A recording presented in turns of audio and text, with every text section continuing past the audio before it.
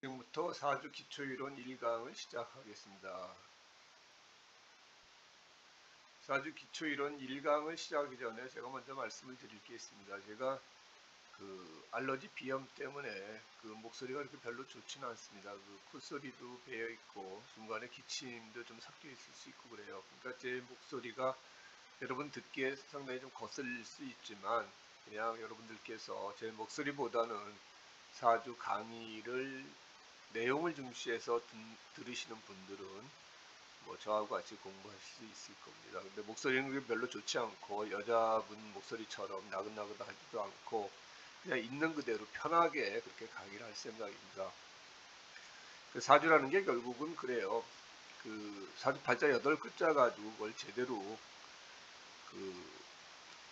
누가 잘 그걸 분석해서 제대로 풀 수 있느냐 이제 그 개념인데, 제가 이제 사주 공부를 시작할 때 참 답답함을 많이 느꼈어요. 사주를 이게 어디 가서 물어볼 때도 그렇게 많지 않고, 그러니까 여러 가지 이제 유튜브를 보더라도 이제 강의하는 내용은 많이 있지만 속 시원하게 어떤 식으로 공부하는 게 좋다 이런 말씀은 별로 없으시더라고요. 그냥 이거다 저거다 이렇게 이제 말씀만 하는데, 제가 이제 지금 이제 공부를 어느 정도 하고 그다음에 이제 제가 또 유튜브를 강의하는 입장에서 그런 여러분들의 어떤 심정을 저는 잘 알기 때문에, 그러면 제가 이제 공부하면서 느꼈던 답답함을 어떻게 하면은 이제 풀어줄 수 있을까 하는 차원에서 이제 한번 기초 이론 공부를 좀 강의를 해보려고 그래요. 그래서 저는 이제 두 가지 투트랙으로 갈 건데, 사주 기초 이론 하는 강의랑 그다음에 사주 풀이하는 강의라, 그래서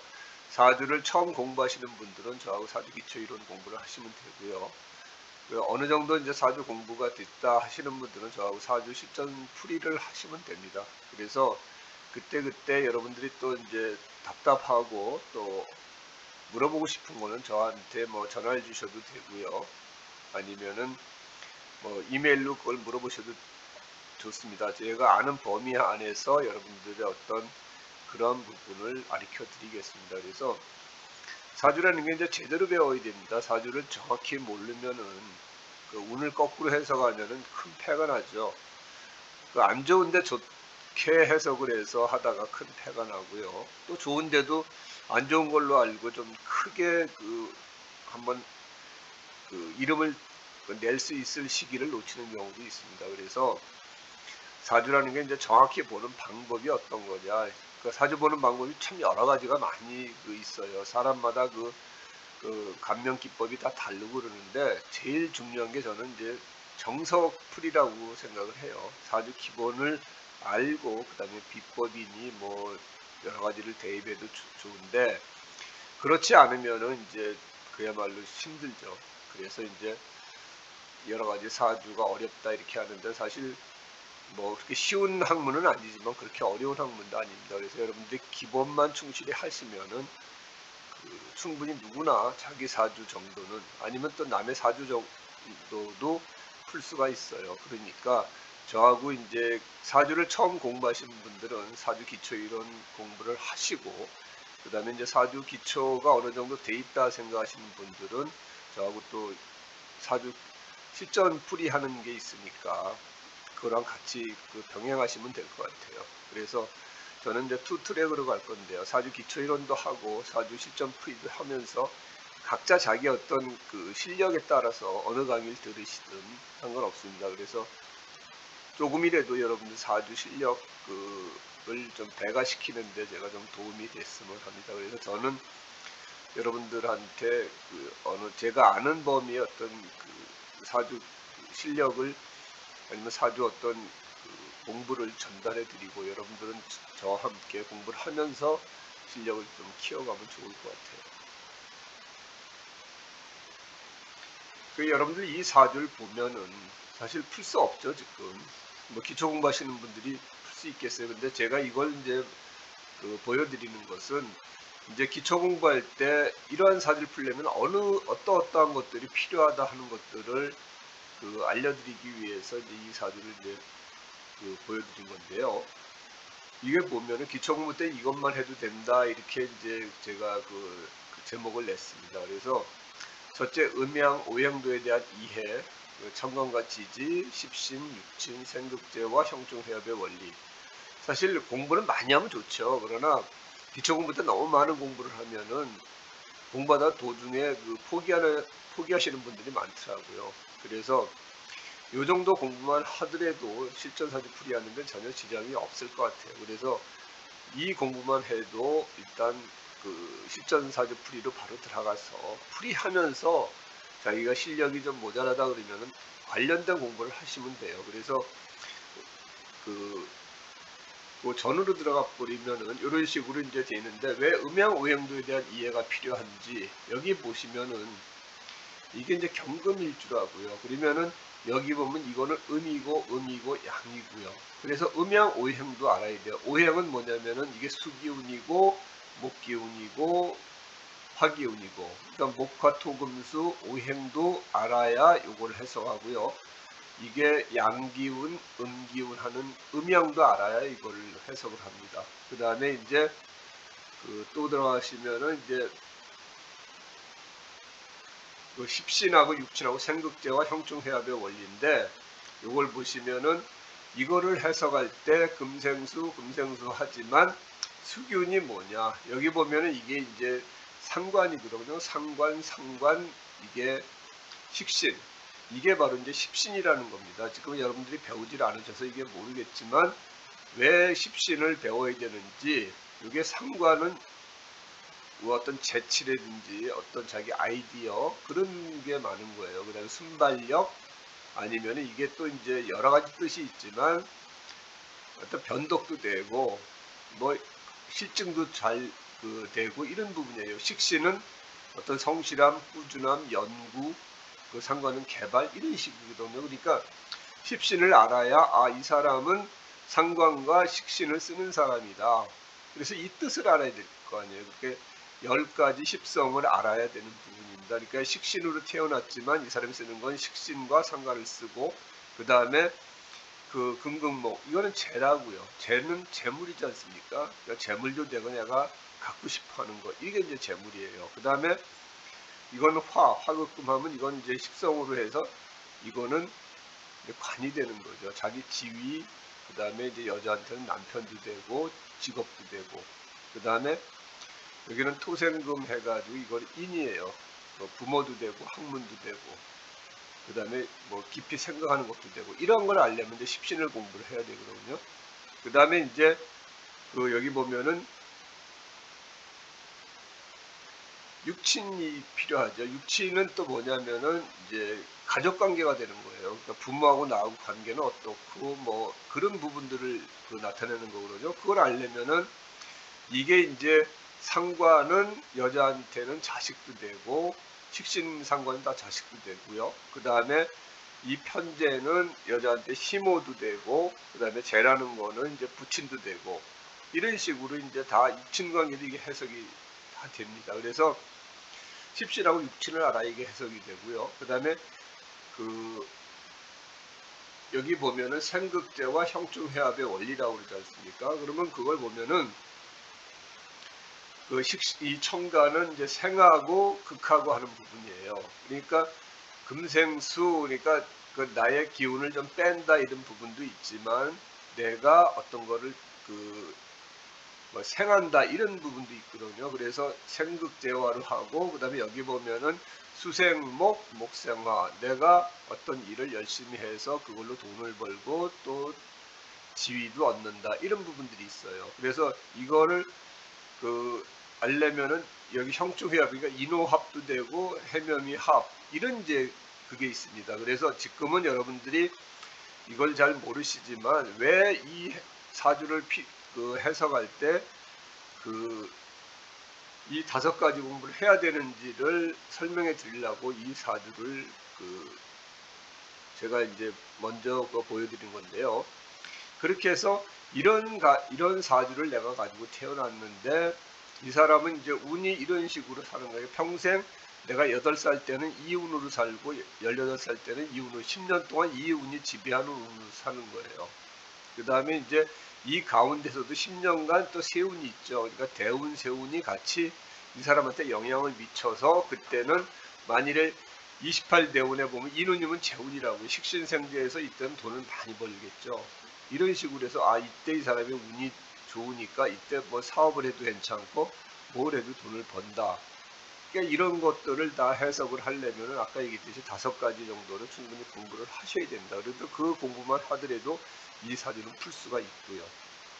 그래서 이 사주는 기초 공부만 충실히 하면은 충분히 풀 수 있다라고 저는 이제 감히 말씀을 드리겠습니다.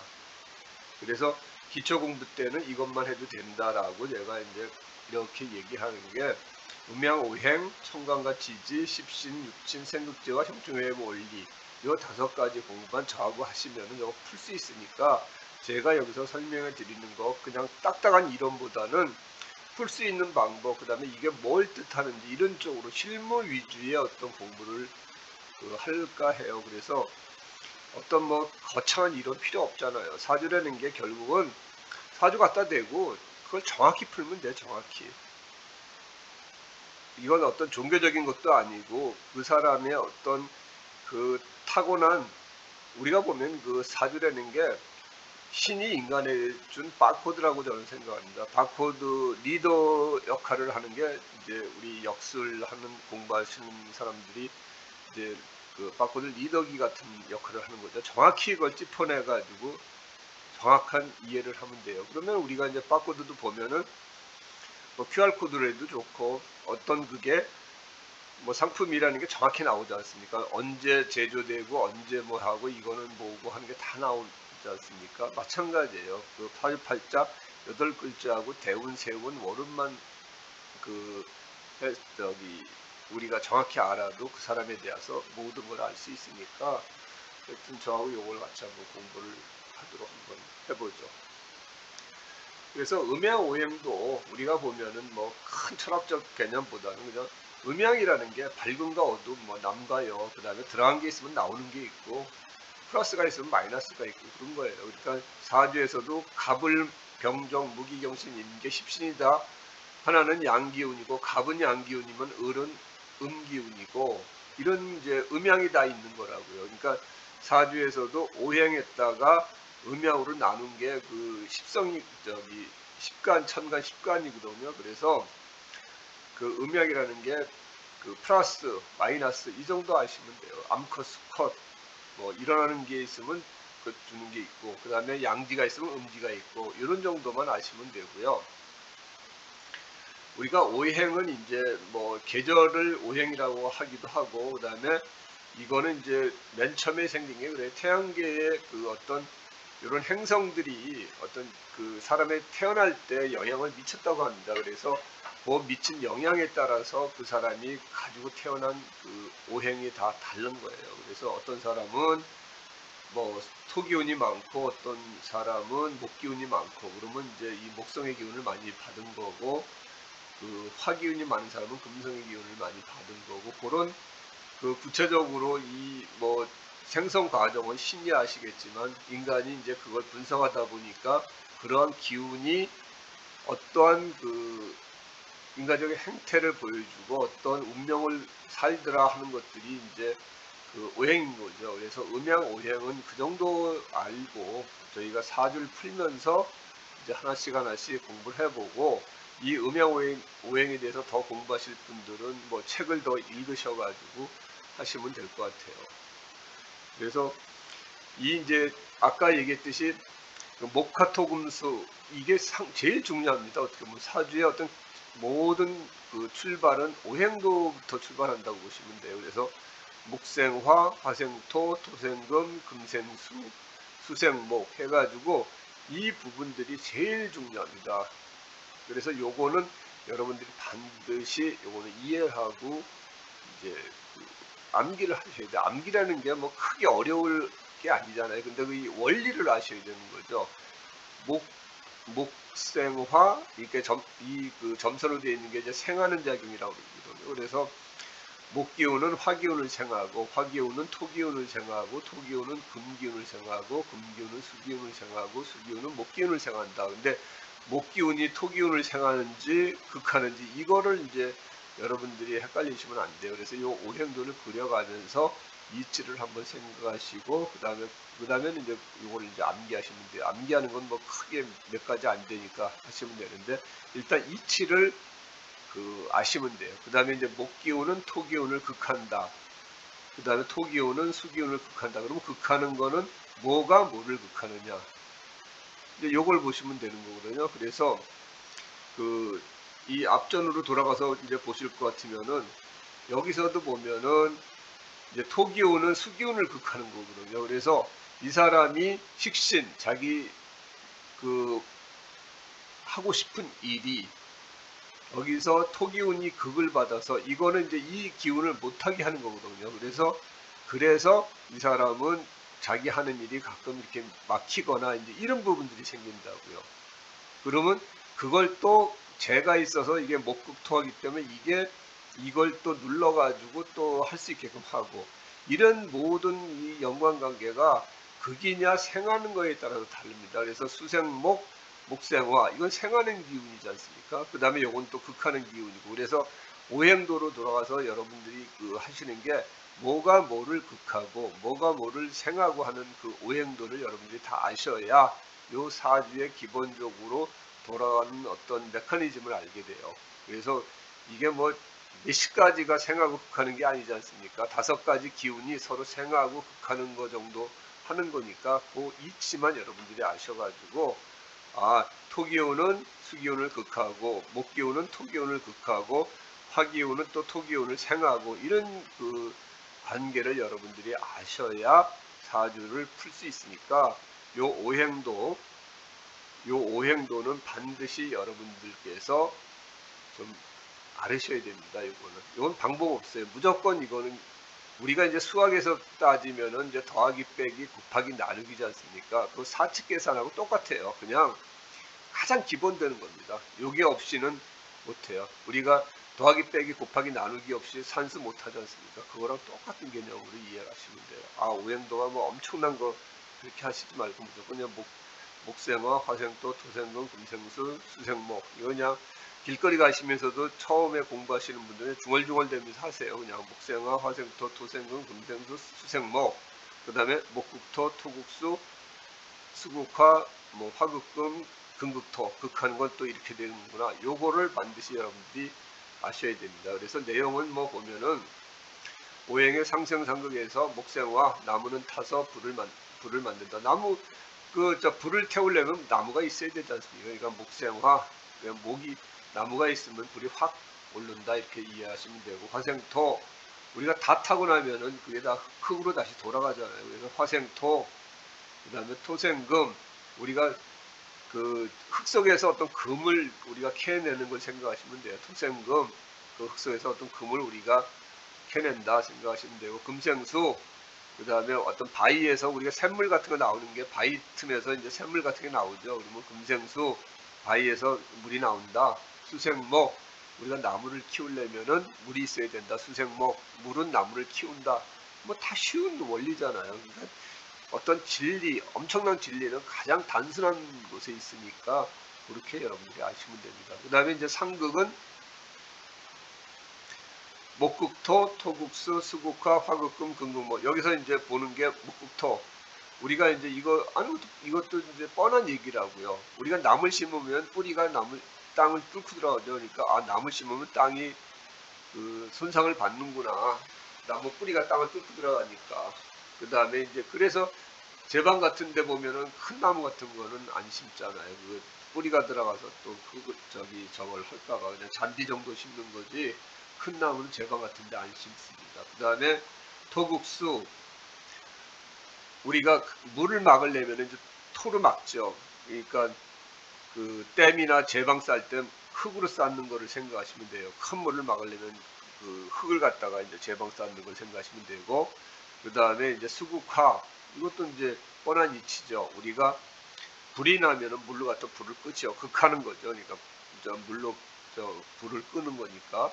그 다음에 화극금 불은 쇠를 녹이고 우리가 쇠를 녹이려면은 뭐 용광로 불을 펴가지고 쇠를 녹이잖아요. 그래서 우리가 필요한 주물을 만들지 않습니까? 그 다음에 금극목 우리가 나무를 자르려면 칼이나 쇠톱을 쓰잖아요. 다 이 상생하고 상극은 다 우리가 실생활에서 하는 이치라고요. 그래서 이거는 뭐 이걸 이해를 못하시는 분은 없을 거예요. 그러니까 그냥 이해는 다 했는데 자연스럽게 나와야 돼요. 목생화, 화생도, 토생금, 금생도, 수생목, 목국도, 토국수, 수국화, 화극금, 금금목. 그래야 사주 8글자를 봤을 때 이게 이걸 극하고 이게 이걸 생하고 이건 저걸 생하고 이거가 자연스럽게 나올 수가 있다고요. 그래서 그런 식으로 여러분들이 아시면 됩니다.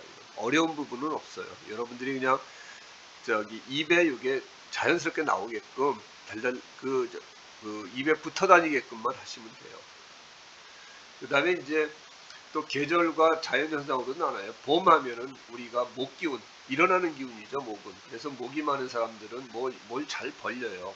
그래서 일어나는 기운이 있다 보니까 생동감도 있고 일도 잘 벌리고 그렇습니다. 그리고 일어나는 기운은 목에서 봄에 모든 만물이 이제 싹 트고 일어나고 그러잖아요. 그래서 이게 목기운이 상징하는 기운은 일어나는 기운이고 또 계절은 봄이라는 거죠. 그 다음에 이제 화는 우리가 이제 불이 막 오르는 것처럼 성장하고 확산 막 이게 멀리 퍼지는 거잖아요. 그래서 화기운은 이제 성장과 확신을 뜻하고 여름을 뜻한다. 이렇게 보시면 되는 거예요. 그 이치는 다 알지 않습니까? 그 다음에 대신 토기운은 간절기, 계절과 계절 사이에 토가 있고 그 다음에 여름과 가을 사이에도 토가 있습니다. 그러니까 토기운이 많은 사람들은 사람과 사람의 어떤 중재라든지 어떤 중간적인 역할에 입장에서 어떤 조정 역할을 잘합니다. 실제적으로.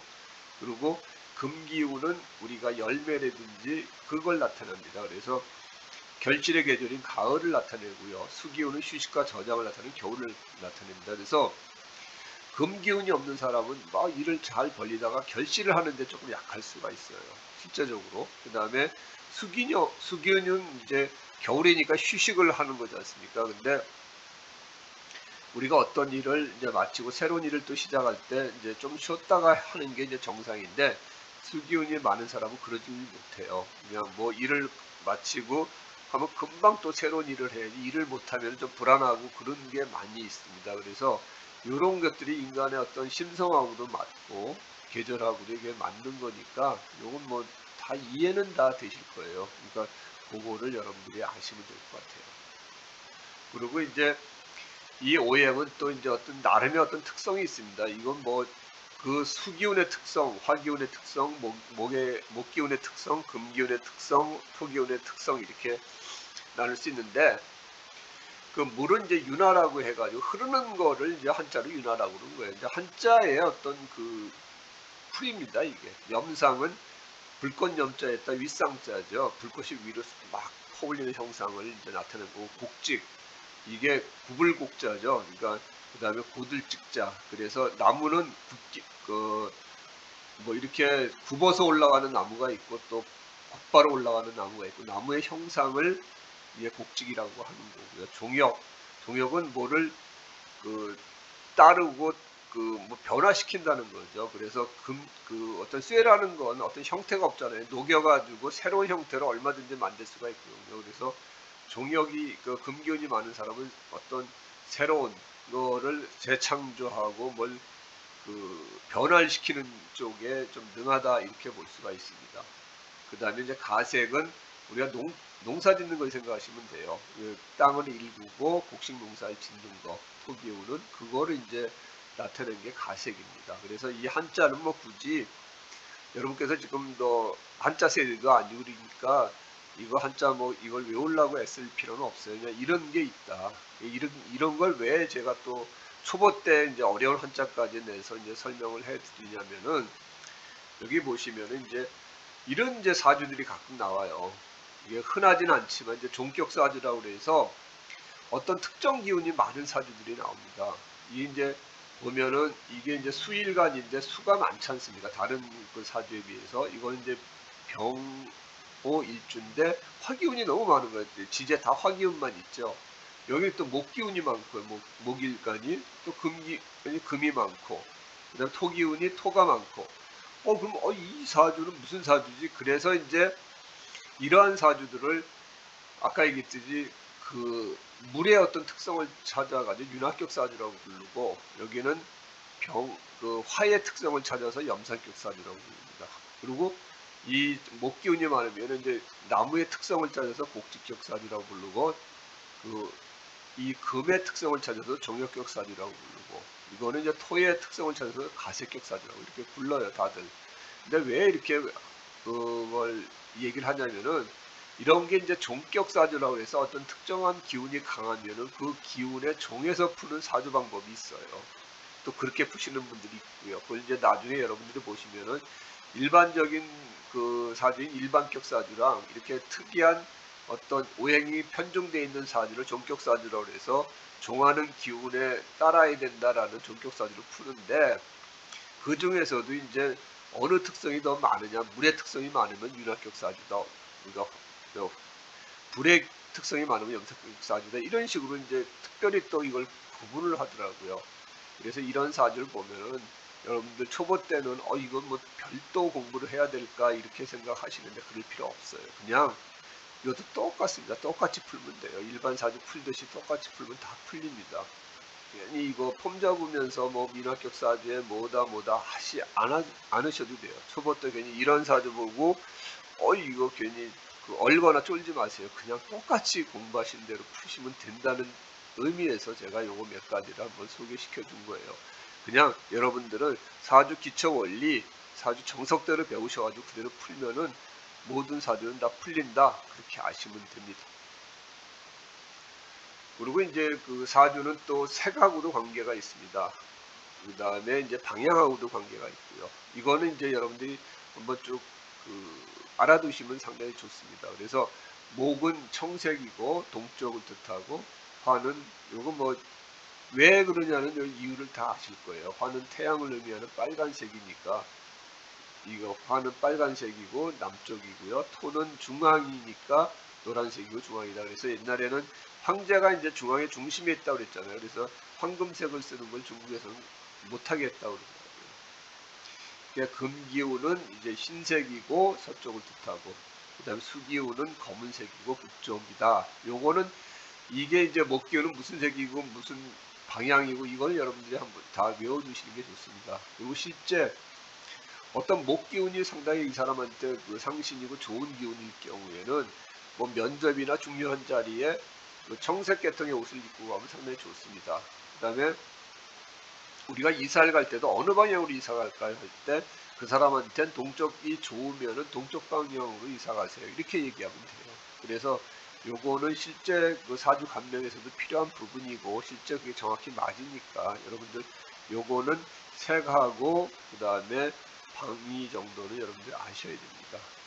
그래서 요거는 뭐 금방 뭐 이해 못하는 부분은 없죠. 왜 이걸 해야 되는지 그 이제 이유를 여러분들이 알고 공부하시면 돼요. 그래서 뭐 금기운 같은 경우에는 흰색 옷을 좀 좋아하고, 그다음에 서쪽을 또 뜻하고 이러니까 자기가 좋아하는 색이 또 있다고요. 이게 자기가 이 기운이 많고 이 기운이 좋은 기운이면 그 색깔의 옷을 좋아해요.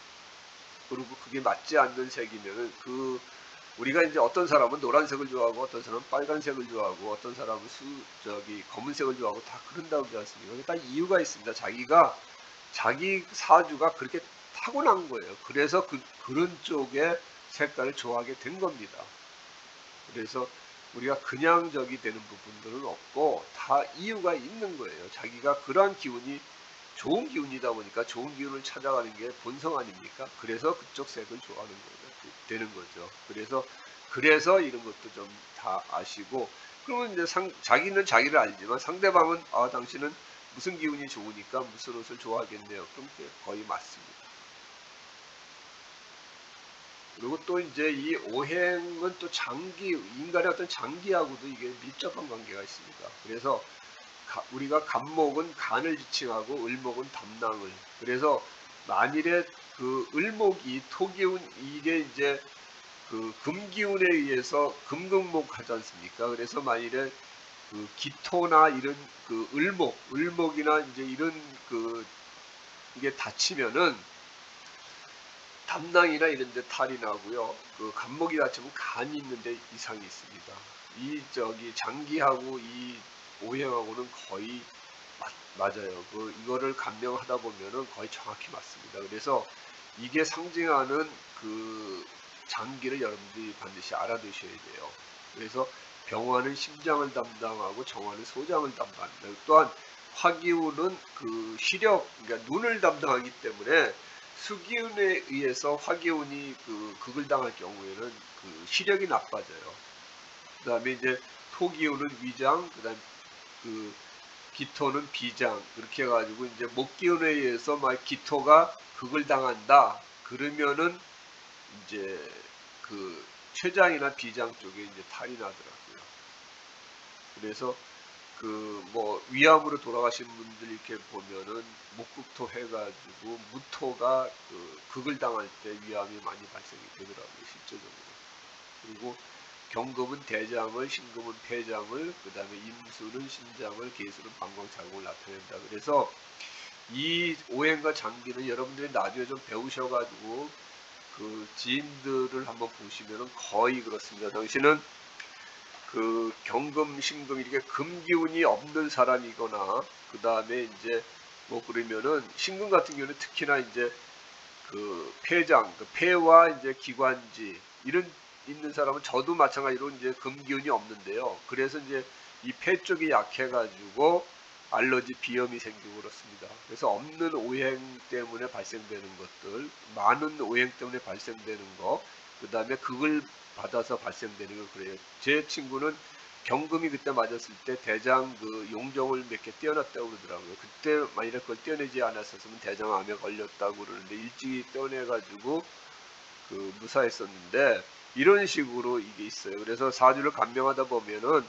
반드시 누군가는 건강 부분을 물어볼 겁니다. 그럴 때 요걸 다 아시면은 요거의 문제점을 사주에 나오거든요. 극을 당하는지 없는 오행인지. 그래서 지금 뭐가 안 좋습니다. 뭐가 안 좋습니다. 그러면 거의 90% 이상은 다 맞습니다. 그 다음에 이제 간목, 을목, 신경계도 또 담당을 하고요. 피부도 담당을 합니다. 그 다음에 경금은 뼈와 그 다음에 이제 또 대장, 폐장, 그 다음에 치아 이런 쪽도 이제 담당을 하기 때문에 요 부분도 여러분들이 반드시 알아두셔야 돼요. 이런 것들이 이제 가장 기초적으로 우리가 배워야 될 부분들입니다. 여러 가지 뭐 어떤 이론보다는 실제 간명에서 필요한 어떤 내용이니까 이런 것들은 반드시 여러분들이 암기해 주셨으면 고맙겠습니다. 그렇게 해가지고 지금까지 쭉 요걸 이제 해왔는데 그 표를 여기 지금 보면은 오행의 연관관계 및 요점 정리해서 이제 그 표를 다 만들었어요. 그래서 그 좀 전에 설명했던 오행도랑 그 다음에 요 표만 여러분들이 다 암기하시고 그 다음에 그 어디서든 요걸 바로 그 대답할 수 있으면은 그 가장 기본적인 기초 이론 1강은 다 이해를 하시는 거나 마찬가지입니다. 그래서 이 목기운 하면 계절적으로 그건 봄이야. 그 다음에 방위는 동적이야. 색깔 좋아하는 색깔은 정색이야. 그 다음에 수는 38. 이 목기운이 좋아하는 색은 3하고 8입니다. 그래서 선천수가 3이고 거기에다 플러스 5를 더한 게 8이거든요. 그래서 이 목기운이 가지고 있는 사람이 행운의 숫자는 3하고 8을 쓰는 게 좋습니다. 그 다음에 장기는 간이나 담이야. 그 다음에 맛은 신맛이야.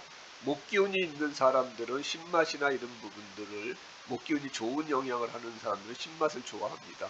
근데 이제 목기운이 없고 그러면 신맛을 잘 못 먹어요. 신거를 잘 못 먹어요. 그 다음에 이제 특성은 곡직이야. 이 사람은 목기운은 나무 특성처럼 곱게 톡절해서 간목 있는 사람은 어디 가서든지 좀 대장 노릇을 하려고 그러고 좀 그 두드러지게 나타나려고 하는 게 많고요. 직이 있는 사람은. 그 다음에 을목 있는 사람은 참모형이 많습니다. 나무에 어떤 이건 이제 풀이나 그런 이제 잡초나 이런 거기 때문에 이런 사람은 대신 강인한 어떤 생명력이 있어서 웬만해서도 포기하거나 그러질 않고 그런데 이제 그 간목하고 을목하고 차이가 그렇게 나는 부분이 있어요. 그래서 이런 거는 이제 나중에 이제 또 배울 겁니다. 그 청강과 지지에서. 그래서 우선 여러분들이 요게 목균하면 요 위에 되는 게 바로 다 떠오를 수 있어야 돼요. 화기운. 아, 그거 계절적으로는 여름이야. 근데 방위는 남쪽. 화기운이 좋은 기운이다 그러면은 그 사람 여름을 좋아할 거고, 남쪽으로 가면 좋고, 주로 빨간색 계통을 좋아할 거고, 수는 2하고 7이고, 이 사람 장기는 신장하고 소장인데 화기운이만에 극을 당했을 경우에 이쪽에 탈이 날 거야. 그 다음에 화기운이만에서는 쓴 거를 잘 먹어요. 화기운이 좋은 역할을 하면은. 그 다음에 그 사람 특성은 염장이 확 오르는 거니까 남하고 어떤 관계도 상당히 좋고, 그 다음에 활발하고 막 그렇게 이제 다니는 사람이죠. 그 다음에 토기운이 많은 사람은, 그 사람은 계절적으로는 간절기고, 그러니까 누구랑도 잘 맞아. 어떻든 잘 좋아하고, 중간에서 중간 역할을 잘하는 사람이고, 그 사람이 이제 중앙에, 방위는 그 중앙이니까 이제 어디 이사 가려고 그러면은 이제 중앙, 그 내륙 쪽으로 가는 게 좋겠죠. 그 다음에 색깔은 황색이고, 그 다음에 수는 5하고 0이고, 그 다음에 장기는 위장, 비장. 그 사람은 위장하고 비장인데 토기운이 닥칠 경우에 반드시 이쪽에 탈이 난다. 그 사람이 좋아하는 맛은 단맛. 토기운이 많고 이게 이제 좋은 역할을 하는 사람은 단 것을 좋아합니다. 그 다음에 특색은 가색이기 때문에 그 사람은 꾸준하게 뭘 해가지고 읽으려고 하는 어떤 노력적인 그런 부분이 강하고요.